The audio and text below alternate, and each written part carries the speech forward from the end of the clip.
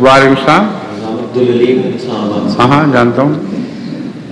حضور پاکستان میں جہاں مولویوں اور سیاستدانوں کی وجہ سے جماعت کو تکالیف کا سامنا ہے، وہاں پر ایک بڑا طبقہ ایسا بھی ہے جو کہ تعلیم یافتہ ہے. یہ جو آپ کا لاؤڈ سپیکر ہے اس کے رخ میں کچھ غلطی ہے، اس لیے یہاں آواز صاف نہیں آتی. ذرا قریب کر کے آہستہ بولیے.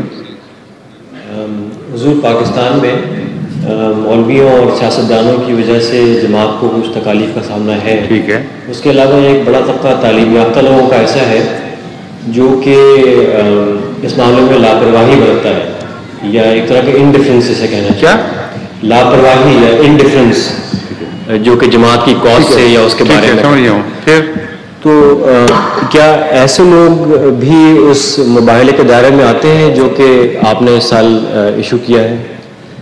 مباحلہ اگر آپ غور سے پڑھیں تو اس کے دائرے میں سارے آ رہے ہیں،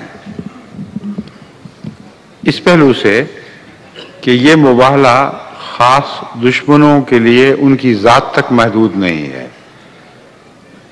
یہ مباحلہ اس بات کی دعا ہے کہ اگر آپ کے نزدیک احمدیت جھوٹی ہے اور ان باتوں میں جھوٹی ہے تو یہ دعا کریں کہ اللہ تعالیٰ احمدیت کو ناکام اور نامراد کر دے، اور جہاں جہاں احمدیت کو کامیابیاں نصیب ہو رہی ہیں ان کامیابیوں کا رخ موڑ دے اور ان پر ذلت کی مار ڈالے.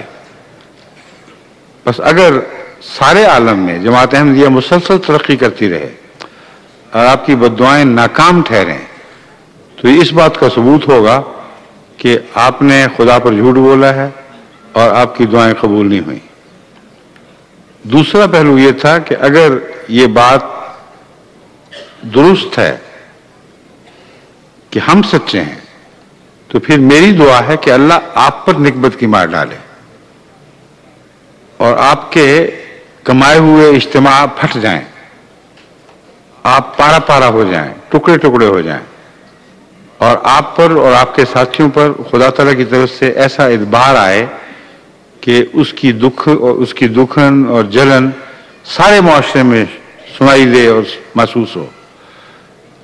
یہ لفظ وہ نہیں ہے مگر اس سے ملتا جلتا مضمون تھا کہ پھر ہماری دعا یہ ہوگی کہ پھر اے خدا ان جھوٹوں پر جو ساری قوم کو گمراہ کرنے کے ذمہ دار ہیں اور قوم ان کے پیچھے چل کر گمراہ ہو رہی ہے، ان کو گندا کر کے دکھا دے، ان کے جھوٹ کھول دے، ان کو آپس میں لڑا دے، ان پر طرح طرح کی وبائیں نازل ہوں، ان کو مصیبتوں کا شکار بنا. یہ دو نتائج ہیں مباحلے کے.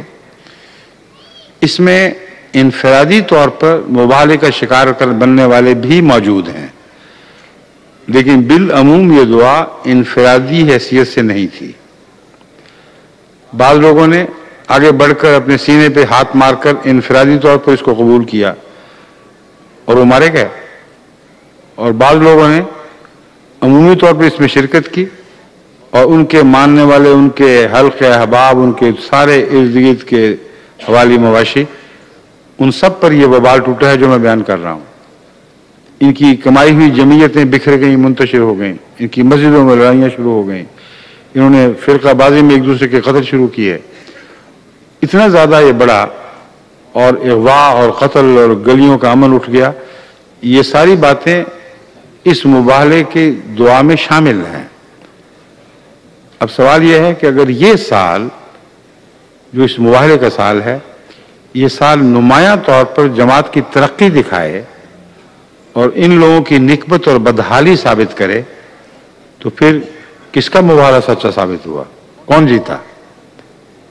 یہ ہے فیصلہ جو ہونے والا ہے اور ہو چکا ہے، اور اس موضوع پر میں انشاءاللہ کسی حد تک نسبتاً زیادہ تفصیل سے روشنی ڈالوں گا.